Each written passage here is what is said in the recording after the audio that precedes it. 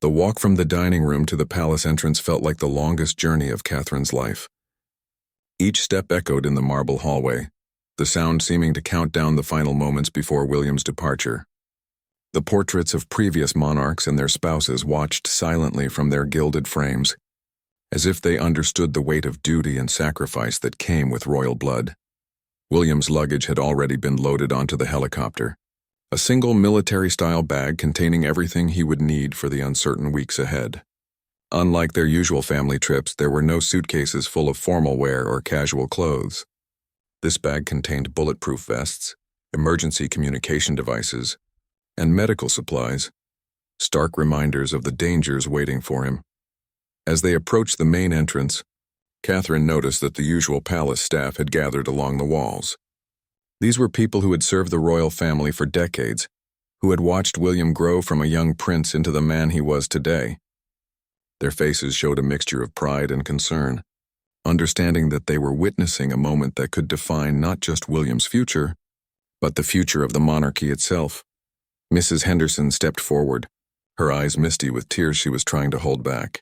In her hands, she carried a small thermos and a wrapped package. "Your favorite tea, Your Royal Highness," she said to William, her voice wavering slightly. "And some of those biscuits you liked as a boy. Just a little taste of home for your journey." William accepted the gifts with genuine gratitude, moved by the simple gesture of care from someone who had been part of his life for so many years. "Thank you, Mrs. Henderson. This means more to me than you know."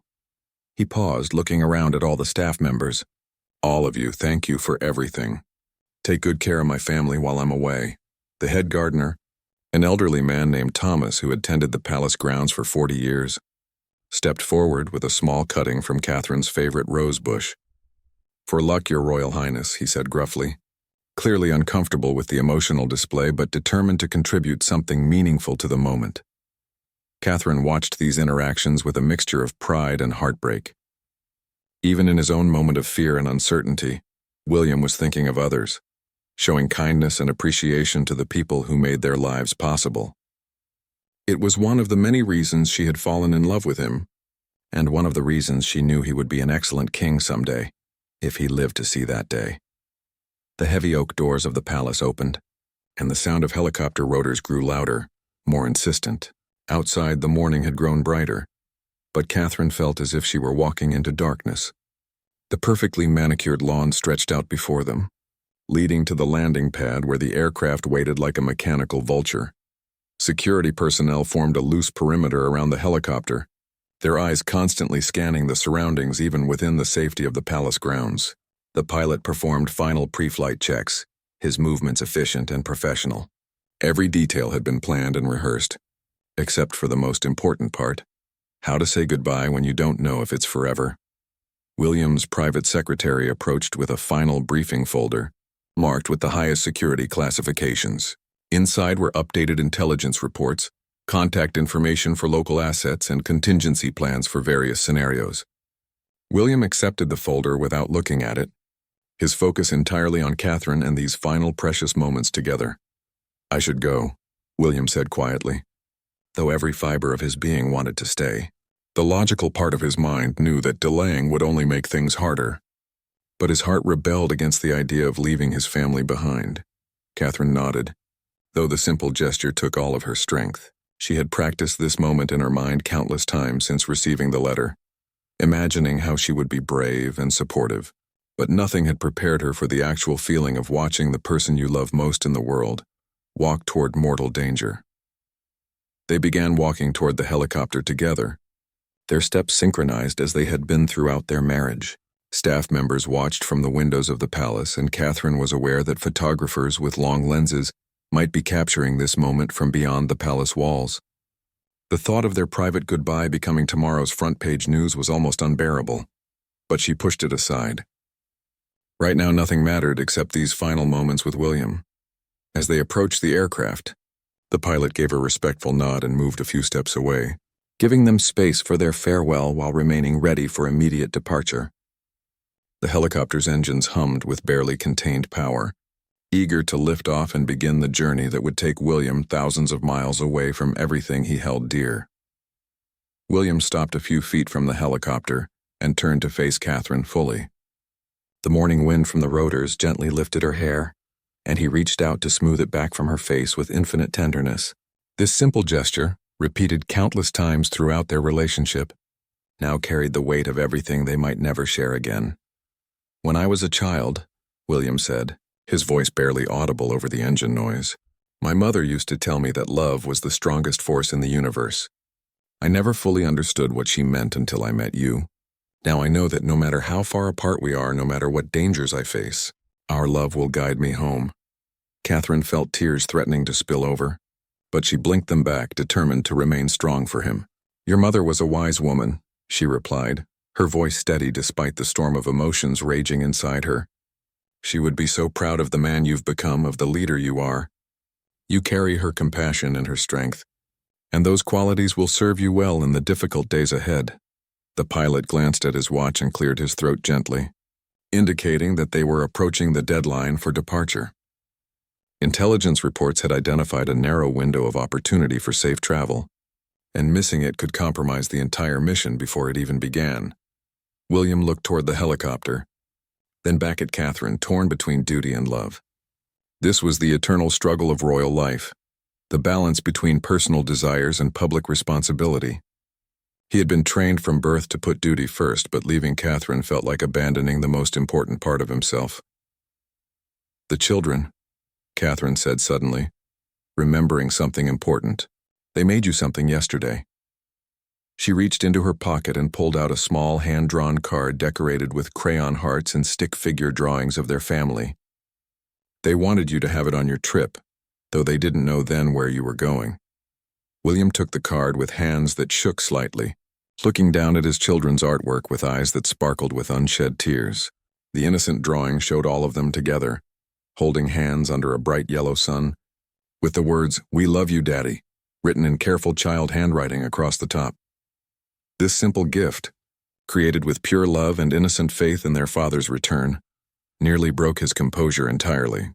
He pressed the card against his chest over his heart, as if trying to absorb the love and hope it represented.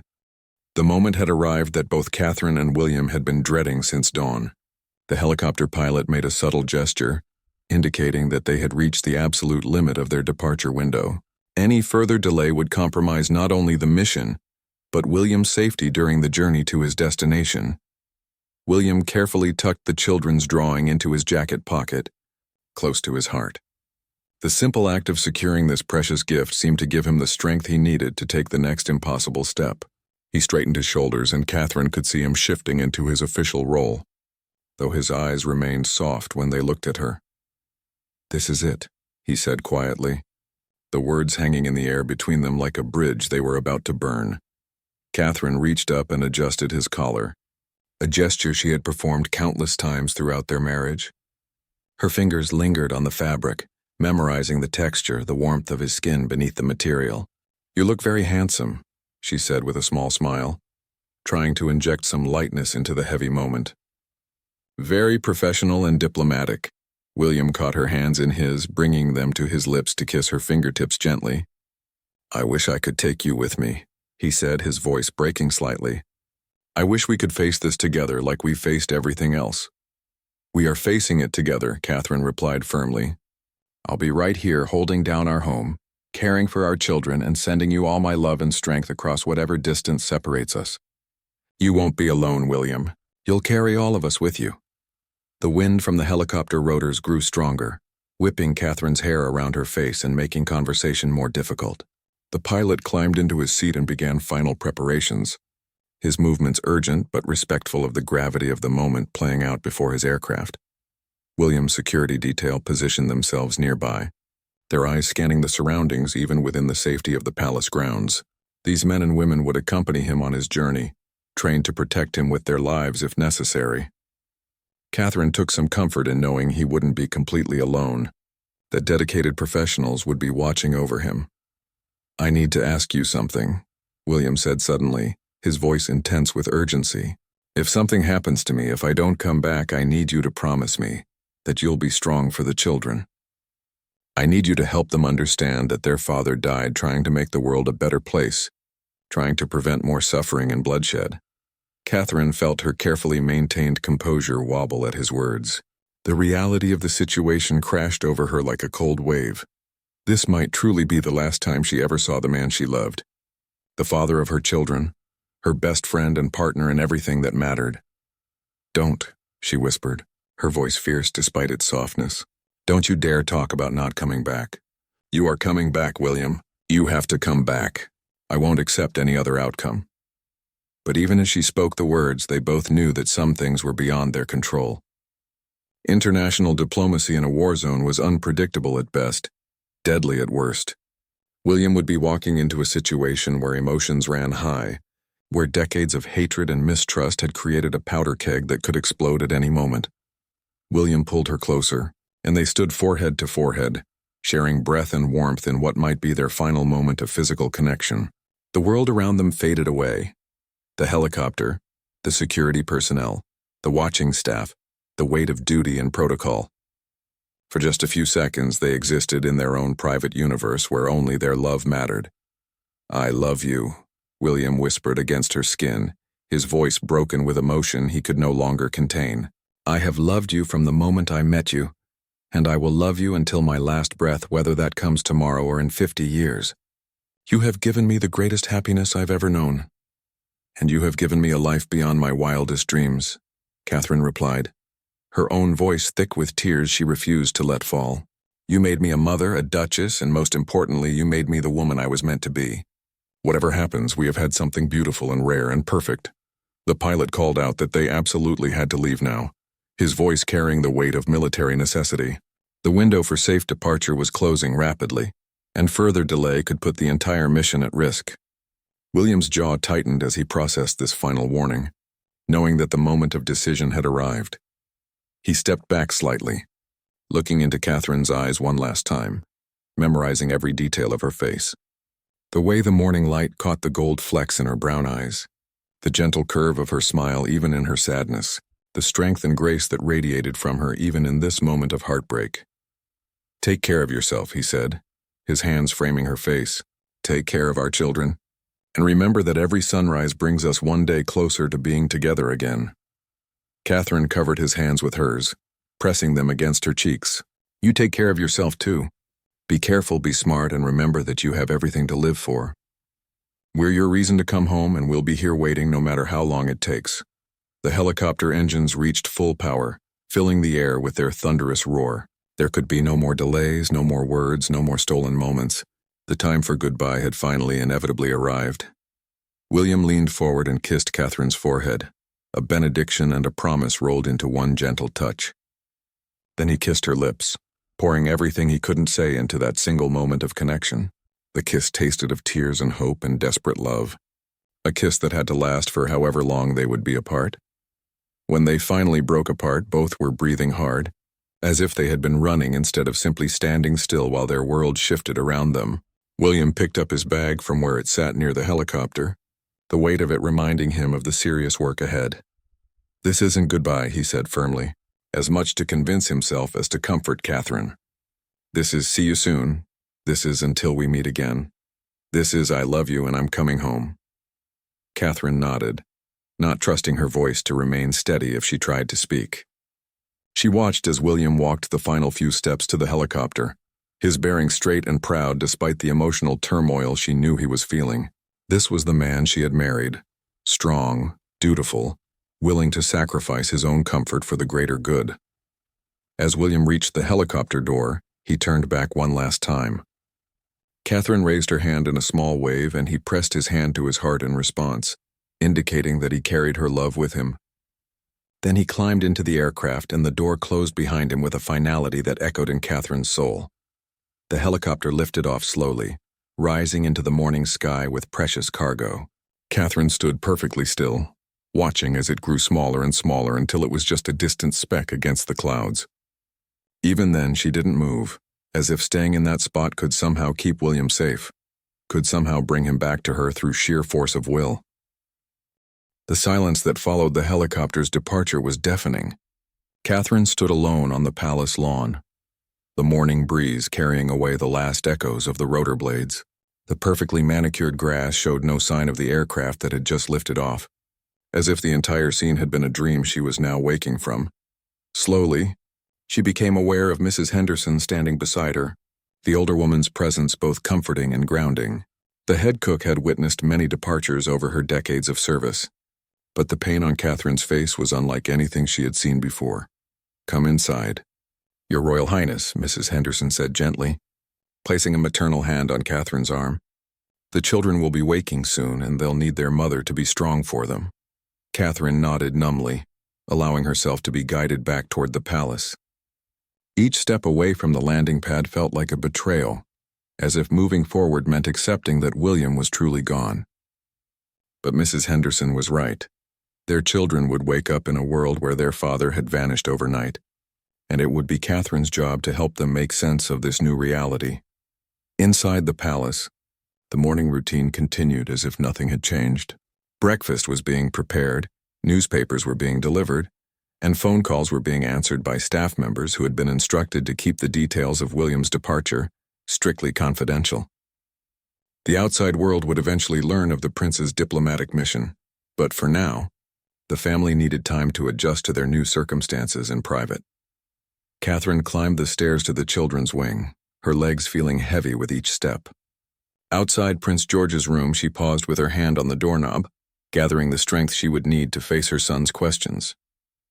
At 8 years old, George was old enough to understand that his father's absence was different from other royal duties, but still young enough to need reassurance and comfort. She opened the door quietly and found George just beginning to stir, his hair tousled from sleep and his favorite stuffed animal clutched in his arms. The sight of her son's innocent face, so much like William's, nearly broke her composure entirely. This child would grow up to face the same impossible choices between duty and family, the same weight of responsibility that now carried his father into danger. "Good morning, sweetheart," Catherine said softly, sitting on the edge of the bed and smoothing George's hair back from his forehead. "Where's Papa?" George asked sleepily, his voice still thick with dreams. "He usually comes to say good morning." Catherine's heart clenched, but she kept her voice steady and calm. "Papa has gone away on a very important trip. Do you remember how we've talked about Papa's job? And how sometimes he has to help people in other countries?" George nodded, becoming more alert as he sensed the seriousness in his mother's tone. "Is Papa helping people who are hurt?" "Yes, darling. Papa has gone to help some people who are in trouble, people who need someone very smart and kind to help them solve their problems. It's a very important job, and Papa was chosen because he's very good at helping people talk to each other instead of fighting." The explanation was simplified but truthful, appropriate for a child's understanding without being frightening. Catherine had practiced these words in her mind during the sleepless hours before dawn, knowing that this conversation would be crucial in helping her children cope with their father's absence. Down the hall, she could hear Princess Charlotte's voice chattering to her nanny, and little Prince Louis laughing at something. The sounds of her children's happiness provided a bittersweet counterpoint to the worry gnawing at her heart. They would need her to maintain their routines to provide stability and normalcy, even as her own world felt like it was crumbling. "When will Papa come home?" George asked, the question Catherine had been dreading most. "I don't know exactly, sweetheart. Papa's job is very complicated, and it might take some time. But he loves us very much, and he's thinking about us every minute he's away. And look what he left for you." Catherine pulled out a letter William had written the night before, addressed to all 3 children in his careful handwriting. Inside was a photograph of their family from their last vacation together, along with a simple message about how much he loved them and how proud he was to be their father. George held the letter carefully, sounding out some of the words he recognized and asking Catherine to help with others. The sight of his father's handwriting seemed to comfort him, making William's absence feel less complete somehow. "Will you read it to Charlotte and Louis too?" George asked, showing the maturity that came with being the eldest child and future heir. "Of course I will. We'll read it together at breakfast, and then we'll write letters back to Papa so he knows what we're doing while he's away." This promise seemed to satisfy George for the moment, and Catherine helped him get dressed for the day. The familiar routine of choosing clothes and brushing teeth provided a sense of normalcy, though every mundane task felt surreal in light of the morning's events. In Charlotte's room, the 4-year-old princess was less interested in explanations and more concerned with immediate practicalities. "Papa didn't kiss me goodbye," she announced with the indignation only a young child could muster. "Papa had to leave very early this morning before you were awake." Catherine explained patiently. "But he gave me extra kisses to give to you and your brothers." She proceeded to cover Charlotte's face with kisses, making exaggerated smooching sounds that sent the little girl into giggles. For a moment, the sound of her daughter's laughter lifted some of the weight from Catherine's chest, reminding her that joy could still exist even in the midst of worry and fear. 2-year-old Louis was the least affected by his father's absence, though he kept looking toward the door expectantly, waiting for William's usual morning appearance. Catherine scooped him into her arms, breathing in the sweet scent of his baby hair and drawing strength from his uncomplicated love. The family gathered for breakfast in the informal dining room, a smaller, warmer space than the grand state dining room used for official functions. Mrs. Henderson had prepared all of William's favorite foods, as if his presence could be maintained through familiar flavors and aromas. The children ate with normal appetites, but Catherine found herself picking at her food, her stomach too knotted with anxiety to accept nourishment. "Mama, are you sad?" Charlotte asked with the perceptiveness children often showed. "A little bit, darling. I miss Papa already, just like you do. But being a little sad when someone we love goes away is normal. It just means we love them very much." George looked up from his porridge with serious eyes. "I want to be brave like Papa." "You are brave like Papa," Catherine assured him. "Being brave doesn't mean you're never scared or sad. Being brave means you do the right thing even when it's hard, and you take care of the people you love. Papa is being brave by helping people far away, and we're being brave by taking care of each other while he's gone." After breakfast, Catherine took the children to the palace schoolroom, where their tutors were waiting with carefully planned lessons designed to keep young minds occupied and engaged. She had spoken with each teacher the night before, explaining the situation and asking for their help in maintaining normalcy while remaining sensitive to the children's emotional needs. As the morning progressed, Catherine found herself constantly checking her phone for messages from William's security detail or updates from the Foreign Office. The lack of news was both frustrating and reassuring. No news meant nothing had gone wrong yet, but it also meant she had no way of knowing if William had arrived safely at his destination. The palace press office was fielding calls from journalists who had noticed the unusual helicopter activity that morning, but the official line was simply that the prince was engaged in routine royal duties. The full extent of his mission would only be revealed if and when it became public knowledge, allowing the family some privacy during this difficult time. In quiet moments between her duties, Catherine found herself drawn to the windows overlooking the gardens where William had said goodbye. The spot where the helicopter had landed showed no trace of the morning's drama, but in her mind, she could still see him walking away from her, could still feel the warmth of his final kiss. 3 days had passed since William's departure, and Catherine was discovering that waiting was perhaps the most difficult thing she had ever done. Each day brought a carefully structured routine designed to keep her children happy and occupied. But the nights were endless stretches of worry and sleeplessness, punctuated only by brief, cryptic messages from the Foreign Office confirming that William had arrived safely and negotiations were underway. The children were adapting to their father's absence with the resilience that seemed built into their young spirits. George had taken on additional responsibilities around the house, helping his younger siblings and showing a maturity that both impressed and saddened Catherine. Charlotte had begun drawing pictures for Papa's adventure, creating colorful masterpieces that showed him talking to people under sunshine and rainbows. Louis, too young to fully understand the situation, simply missed his father's presence without the anxious edge that affected the older children. Catherine had thrown herself into royal duties, attending charity events and public engagements with a smile that felt painted on her face. The public saw the composed, elegant duchess they expected, but those who knew her well could detect the strain around her eyes, the slight tremor in her hands when she thought no one was looking. On this particular morning, she was in her private office reviewing correspondence when her personal secretary knocked gently on the door. "Your Royal Highness, there's a secure call from the Foreign Office. They've asked to speak with you privately." Catherine's heart immediately began racing. Secure calls usually meant important news, and after 3 days of silence, any communication felt both welcome and terrifying. She dismissed her secretary and activated the encryption software on her phone before accepting the call. "Your Royal Highness, this is Sir David Richardson from the Foreign Office," came a familiar voice. Sir David had briefed her on the mission before William's departure, explaining as much as security protocols would allow about what her husband would be facing. "Sir David, please tell me you have good news," Catherine said, not bothering to hide the anxiety in her voice. "I have an update on His Royal Highness's mission," Sir David replied carefully. "The initial meetings have gone better than expected. The Prince has made significant progress in establishing dialogue between the opposing factions. His approach has been well received by most parties involved." Catherine felt some of the tension in her shoulders ease. "Most parties? What about the others?" There was a pause that lasted just a fraction too long. "There have been some complications.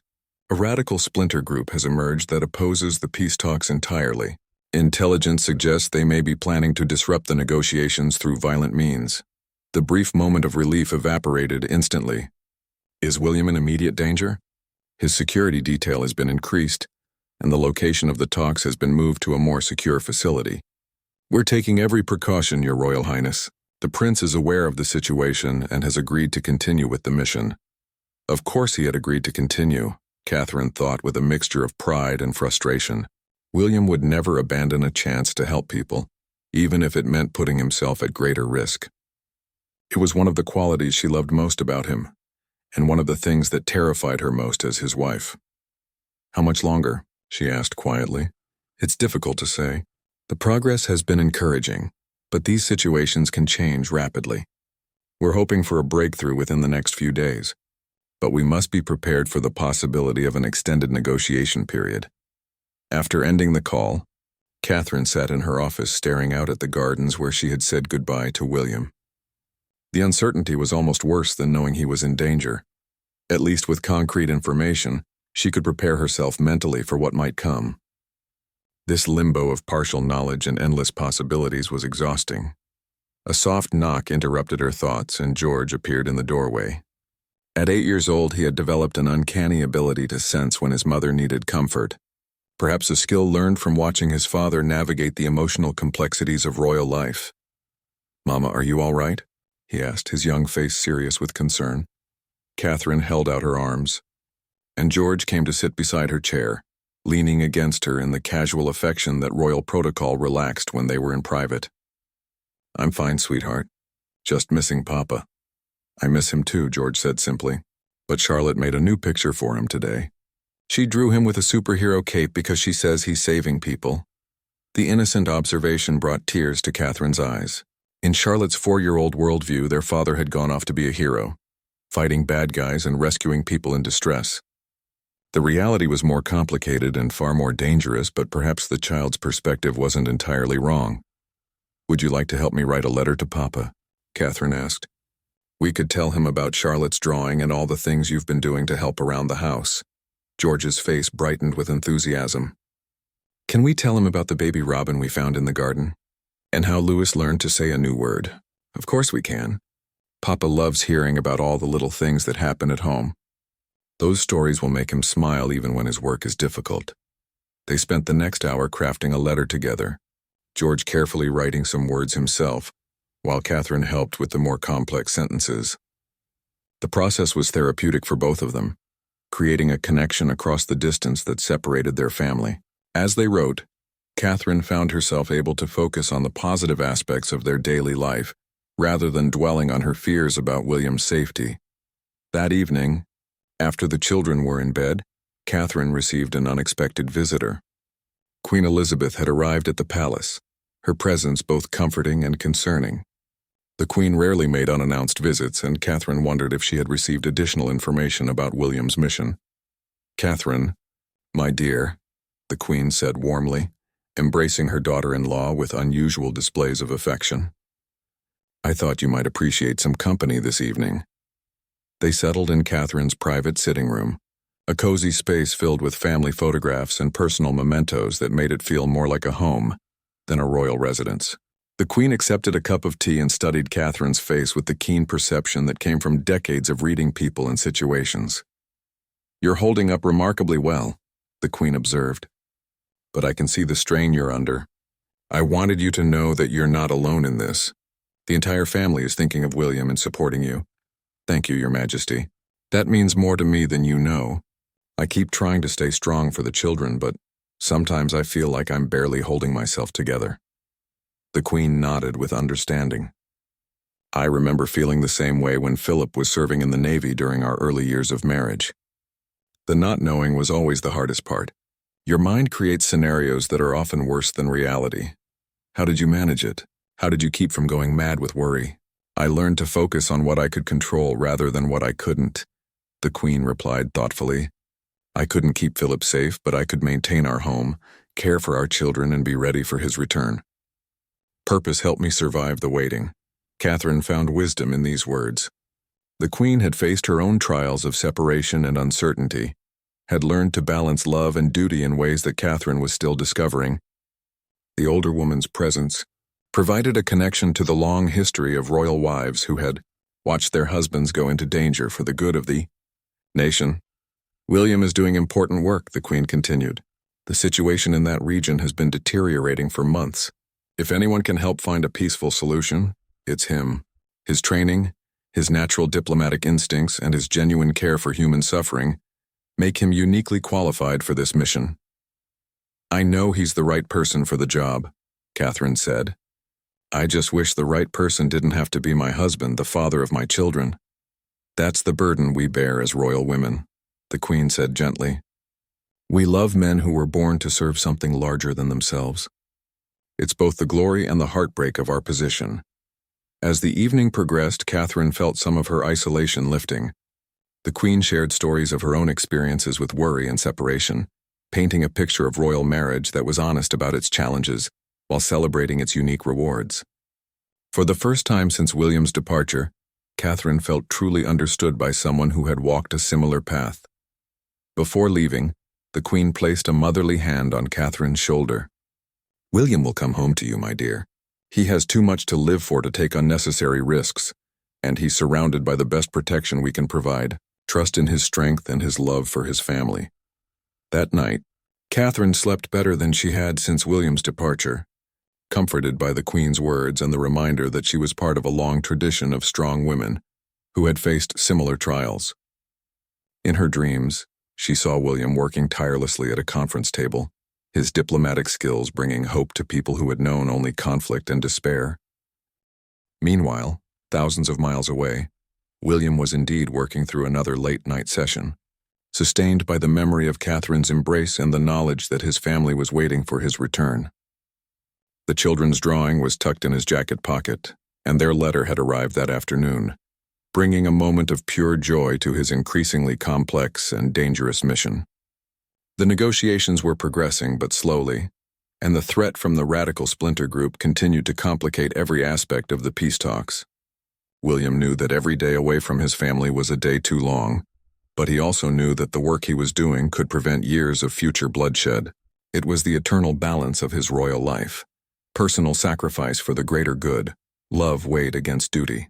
As he prepared for another crucial day of meetings, William touched the children's drawing over his heart and whispered a promise to the photograph of Catherine he kept on his temporary desk. I'm coming home to you.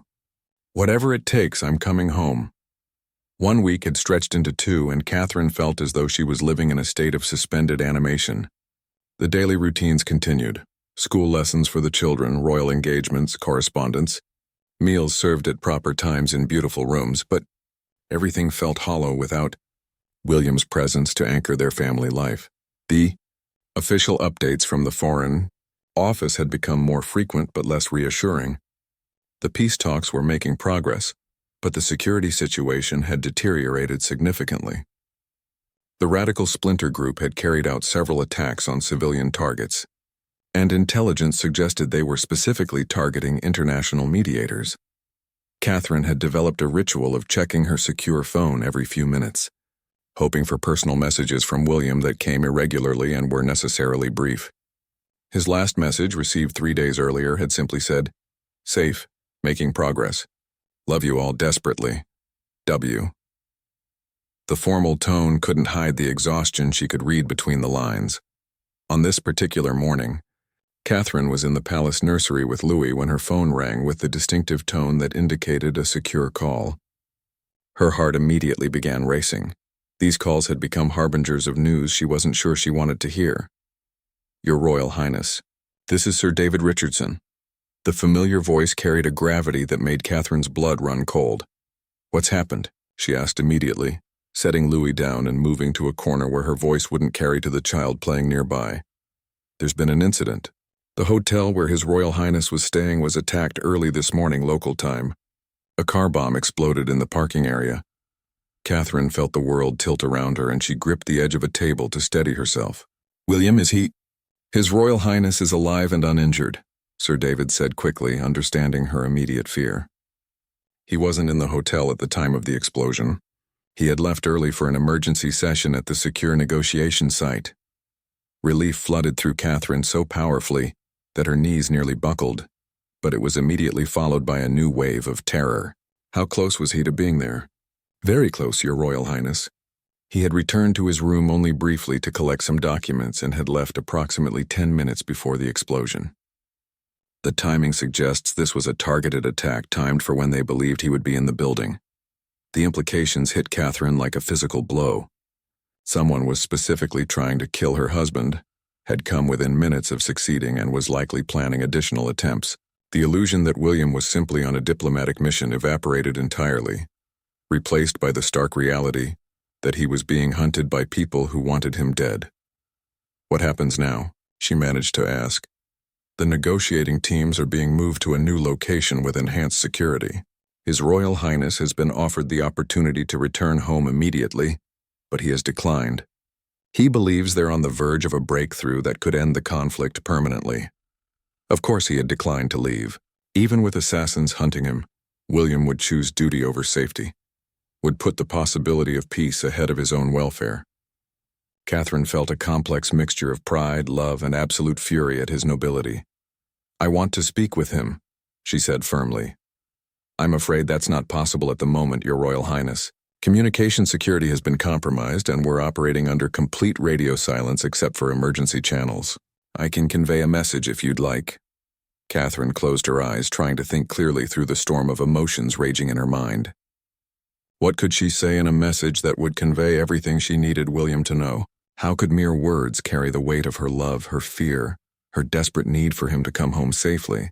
"Tell him that his family needs him alive more than the world needs him dead," she said finally. "Tell him that being a hero isn't worth anything if he doesn't survive to see his children grow up. And tell him that I love him beyond reason, beyond fear, beyond everything." After ending the call, Catherine remained in the nursery corner for several minutes, struggling to compose herself before returning to Louis. The toddler was building an elaborate tower with colorful blocks, completely absorbed in his innocent play, unaware that his father had just escaped death by a matter of minutes. She spent the rest of the morning going through the motions of normal life, while her mind raced with terrifying possibilities. The children seemed to sense her distress despite her efforts to hide it, clustering around her with unusual clinginess and asking repeatedly if she was feeling well. That afternoon brought an unexpected development. Catherine's private secretary informed her that a delegation from the conflict zone was requesting a video conference with her. The message had come through official diplomatic channels and carried the highest security clearances. Catherine found herself in the palace's secure communications room, facing a large screen that showed 3 people sitting at a conference table in what appeared to be a fortified building. 2 were local political leaders whose faces she recognized from news reports, and the third was William's chief diplomatic aide. "Your Royal Highness," said one of the local leaders, a woman whose English carried a heavy accent but clear sincerity. "We wanted to speak with you directly about your husband's work here." Catherine felt her composure wavering. These were the people William was risking his life to help, and she found herself struggling with resentment toward them, even as she understood intellectually that they were also victims of the violence consuming their region. "His Royal Highness has shown courage beyond anything we expected," continued the second leader, an elderly man whose face bore the lines of long suffering. "When the hotel was attacked this morning, his first concern was for the safety of our negotiating team. He insisted that we be evacuated before he would consider his own security. The talks were very close to collapse yesterday," added the woman. "The radical group's threats had frightened many participants, but your husband convinced everyone to continue. to not let violence destroy the chance for peace. He said that backing down in the face of terrorism would dishonor everyone who had already died in this conflict. Catherine listened to these testimonials with mixed emotions. She was proud of William's courage and leadership, but she also wanted to scream at these people that her husband's heroism was tearing her family apart. She wanted to tell them that peace wasn't worth William's life, wasn't worth her children losing their father. "We understand that you must be frightened for him," the woman continued gently, as if reading Catherine's thoughts. "We want you to know that we are doing everything in our power to protect him. He has become more than a mediator to us. He has become a symbol of hope that peace is possible." "When will it end?" Catherine asked, her voice barely above a whisper. "Soon," replied William's aide. "The final agreement is being drafted now. If all goes according to plan, we could have signatures within 48 hours. But Your Royal Highness, you should know that His Royal Highness has insisted on personally delivering the agreement to both faction leaders, which will require him to travel to 2 different locations that our security teams consider high risk." Catherine felt her carefully maintained composure finally crack. "No," she said firmly. "Absolutely not. He's done enough. Someone else can deliver the papers." "Your Royal Highness," said the elderly man gently, "your husband believes that his personal commitment to the process is what has brought us this far. He fears that if he appears to step back now, it could undermine the entire agreement." "Then let it be undermined," Catherine said, her voice rising despite her efforts to maintain diplomatic decorum. "Let someone else fix the world's problems. Let someone else be the hero. I want my husband alive and home with his family." The room fell silent, and Catherine realized that her outburst had been heard by people who had lost countless family members to the violence William was trying to end. She felt embarrassed by her selfishness, but also fiercely protective of her right to want her husband safe.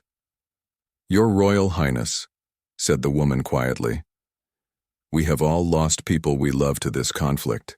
We understand your fear because we live with it every day, but your husband's work here could prevent thousands of other families from experiencing what we have endured." Catherine nodded, feeling ashamed of her emotional outburst but unable to regret the feelings behind it. These people were right to ask for William's help, and William was right to give it, but that didn't make the cost any easier for her to bear. As the conference call ended, Catherine found herself alone in the secure room, staring at the blank screen and wondering how much more she could endure.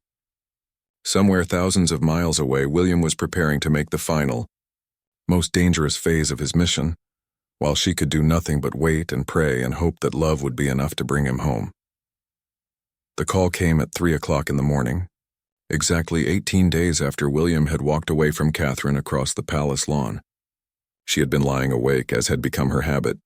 When the secure phone rang with its distinctive urgent tone, Catherine's heart hammered as she answered, expecting another crisis, another near miss, another reason to fear for her husband's life.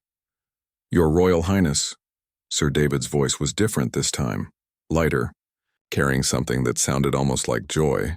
"His Royal Highness is coming home." Catherine sat up in bed, hardly daring to believe what she was hearing. "The mission is complete?" "The peace agreement was signed 4 hours ago. All factions have committed to laying down arms and beginning a formal reconciliation process. His Royal Highness delivered the final documents personally, as planned, and both faction leaders publicly shook hands in his presence. It's being called a diplomatic miracle." Relief crashed over Catherine like a physical force so powerful that she found herself sobbing into the phone. 18 days of carefully controlled fear, of maintaining strength for her children while dying inside with worry, of going to sleep each night wondering if she would wake up a widow. All of it poured out of her in tears she could no longer contain. "When?" she managed to ask through her crying. "His aircraft is already in the air. He should arrive at RAF Northolt in approximately 6 hours. The security situation has stabilized enough that we can announce the mission's success publicly, though we'll be deliberately vague about the specific dangers His Royal Highness faced." Catherine looked at the clock, calculating frantically. 6 hours would put William's arrival at around 9 in the morning. She could have the children awake and ready, could prepare a proper welcome home. Or she could meet him alone first, could have those first precious moments of reunion without the beautiful chaos of family around them. "Will there be media attention at the airport?" she asked. "Minimal. We've kept the departure time confidential. and His Royal Highness specifically requested a low-key arrival. He said he just wants to go home to his family. After ending the call, Catherine found herself too energized to even consider returning to sleep.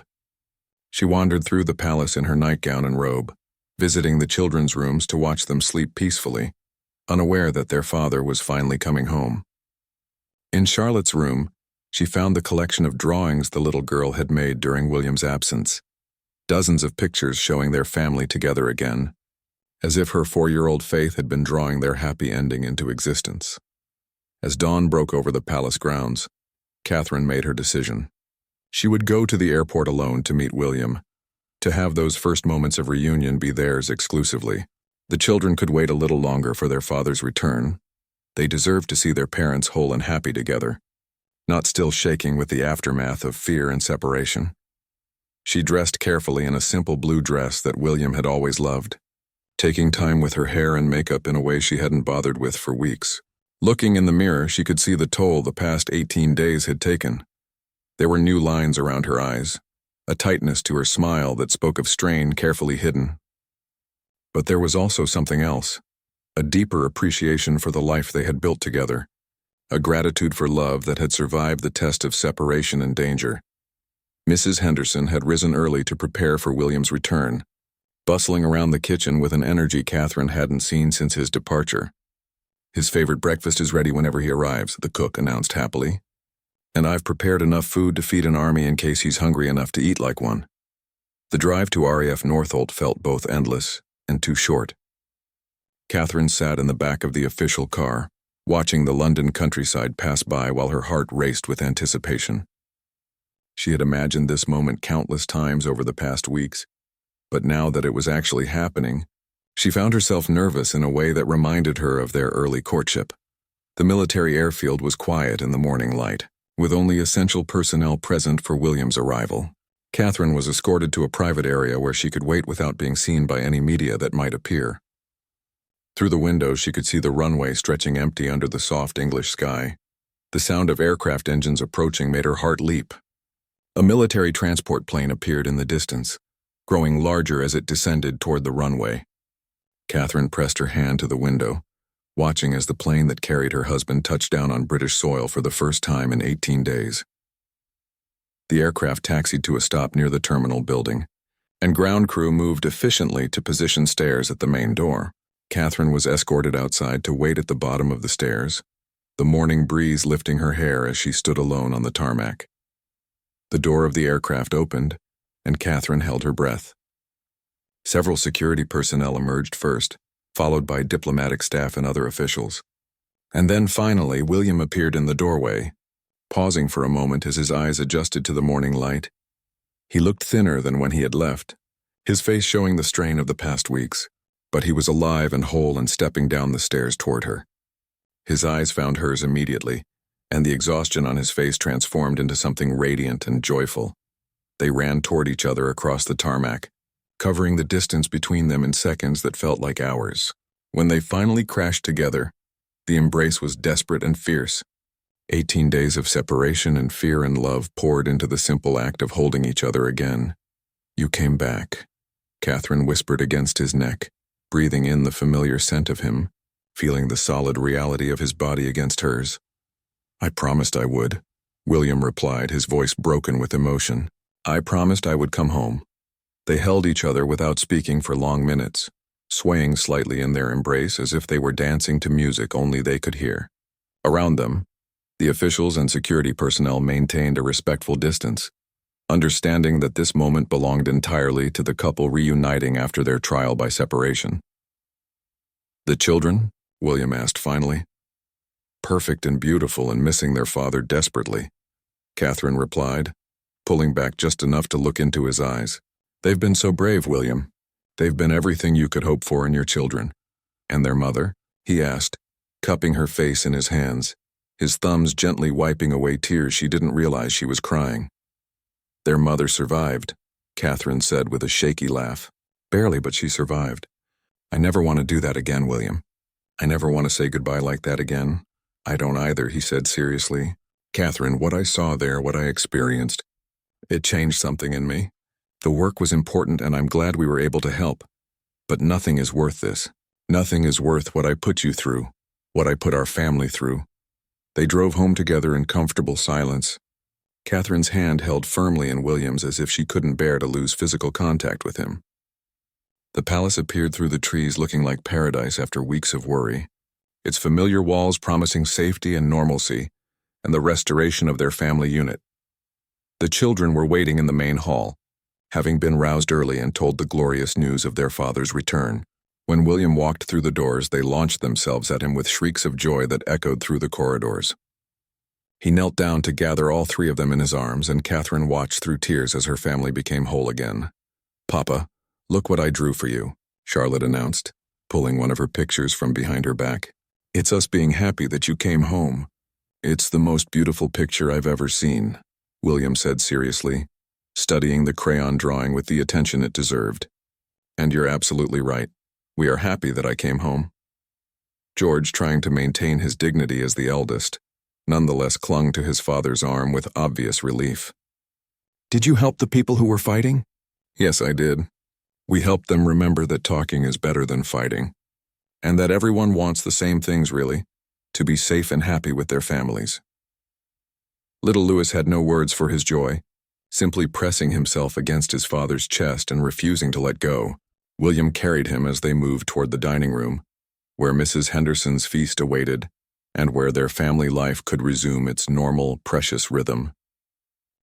Later that evening, after the children were in bed and the excitement had died down, William and Catherine found themselves alone in their bedroom, finally able to process everything that had happened. They lay together in their own bed, in their own home, safe and whole and reunited. "I love you," William said quietly, the words carrying more weight than they ever had before. "I love you too," Catherine replied, her head on his chest, listening to the steady beat of his heart that proved he was truly home. Always and forever, just like we promised. Outside their window, the palace gardens stretched peaceful and serene under the stars, witness to a love that had survived the test of separation and emerged stronger for the trial. Tomorrow would bring new challenges, new duties, new responsibilities, but tonight, there was only the simple miracle of being together again, of a family restored and a love proven unbreakable.